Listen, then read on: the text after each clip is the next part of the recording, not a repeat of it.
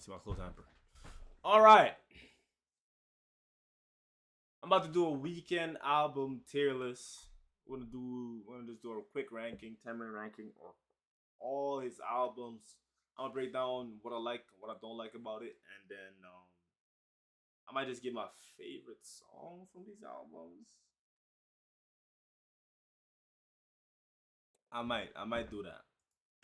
I might have to pull up the Spotify just to make sure I'm on point with this shit.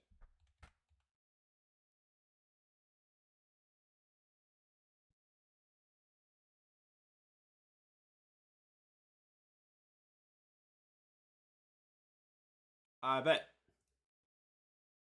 Let's get into it.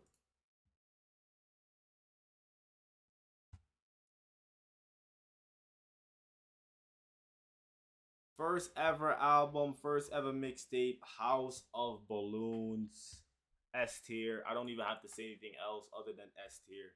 Everyone knows this is S tier. It's always gonna be S tier, and it's probably one of the greatest pieces of art that we've received in like the last 20 years, 20 plus years. Favorite song from this album? Wicked Games or The Knowing. I'm gonna go with Wicked Games or The Knowing when it comes to this. I don't have to explain too much. We all know these songs. It has a crazy atmosphere. The production is actually really good for his first ever album, and he had his blueprint written down from since he started. Like, yeah, this thing's a legend. All right, second. Next up, Thursday. I'm gonna say The Birds Part 2 is my favorite on this album, but it's a cool B tier. It's cool B tier. He kind of did he did okay with this. I think he could have went way harder. Actually, you know what? I'm gonna bump it up to 8. He could have went way harder though. But yeah. The Birds Part 2, my favorite song. Echoes of Silence. Ass. Holy shit, that shit's fucking garbage. Yeah, I'm not gonna speak too much on about this album. Just cause I fuck with The Weeknd. Favorite song off of this album though is The Fall. Not gonna lie. The Fall is like, it's a great story, but other than that, I don't really have that much love for Echoes of Silence. It's cool. Kissland, C tier.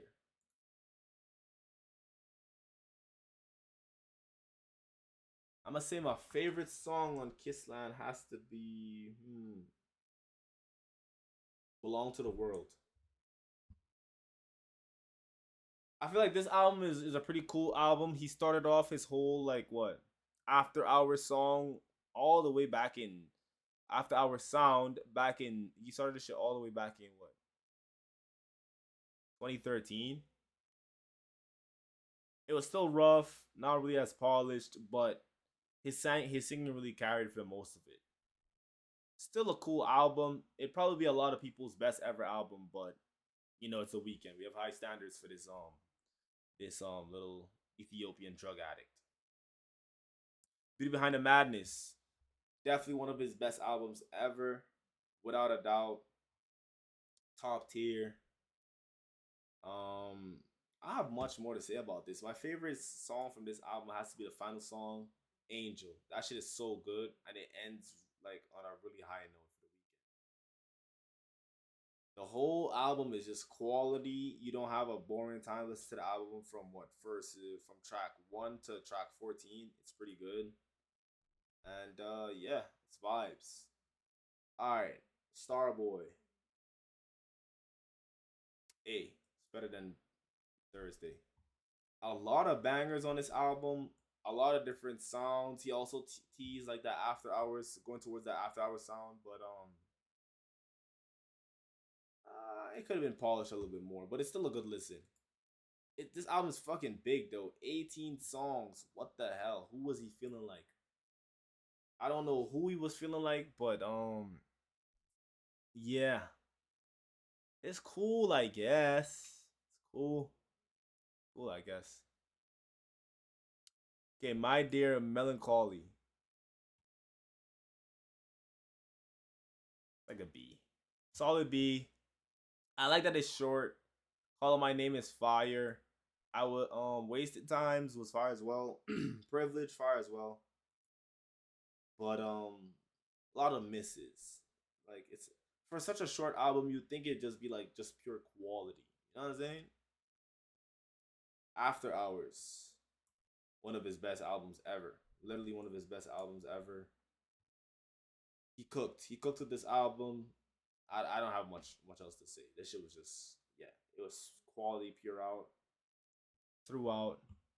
A lot of different sounds. He did a lot of callbacks to like his old styles as well. And Metro Boomin and The Weeknd is like what, a match made in heaven. But then again, that's Metro Boomin and like everyone. I literally like every song from this album. So, but to me, it's still not better than Beauty Behind the Madness. Beauty Behind the Madness is so good. House of Balloons is so good, but it's like these three are like tens. If you ask me, they're like tens. Good R&B. This is real music right here. Favorite song on this album has to be Snow Child. Snow Child is oh man. Oh man. It puts a nigga in his feels, man. Taking about girlfriends I didn't even have. That's crazy. Yeah. That's a good album. Alright, Dawn FM.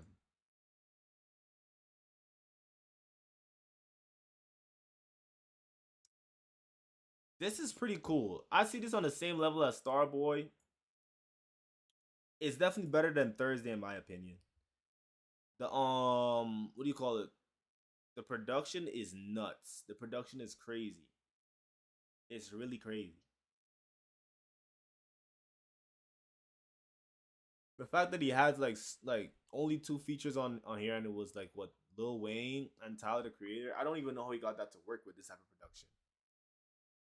But he went like on this whole Daft Punk type of era, type of wave. Yeah, yeah, he was going for like biggest album of like the decade with this shit. But he didn't get biggest album of the decade. It was still cool though. It was still cool. Favorite album, favorite song on this album, Gasoline, without a doubt. Like Gasoline, that shit is infectious, and I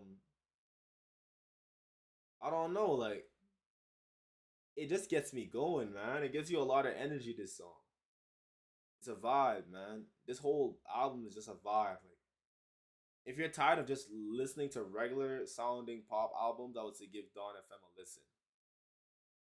Now drum rolls, please. Drum roll, please.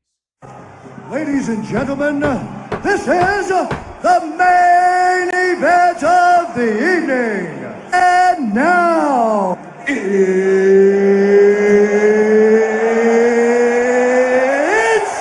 time! Hurry Up Tomorrow started off. It didn't even start off as worst. It's not his second worst. It doesn't belong here. It doesn't belong here. Where it belongs is right here. Definitely his best produced and sequenced album. I was watching Anthony Fantano give a review on this album, and bro, this shit is a whole experience, bro. It's like he just takes all of these albums, the best of all of these albums, and he puts it into one album. This album is so fucking good. I've still been listening to it like almost every day ever since I heard it for the first time. Now, is it better than After Hours? Yes, it's better than After Hours to me. Is it better than Beauty Behind the Madness? No, it's not. I'm sorry. And if it's not better than Beauty Behind the Madness, it's definitely not better than House of Balloons. It's definitely not better than House of Balloons. Now, the order of this list. Let me fix that. Okay, we got one row, one row, one row. I'm gonna say Dawn FM goes here. No, Dawn FM stays second. Starboy, it's pretty good. It's pretty good. And I'm gonna say Beauty Behind the Madness is his magnum opus. That's his magnum opus. Beauty Behind the Madness is probably one of the greatest R&B albums ever created. all of the songs made on this album is still listenable and still will be listenable to 20 years down the line from now. This horny ass drug head Ethiopian nigga cooked with this album. And if you want to say this is one of the greatest albums of all time, I wouldn't look at you any crazy way because it's a fucking Weeknd. That's just a fucking classic, bro. Abel. W. Abel.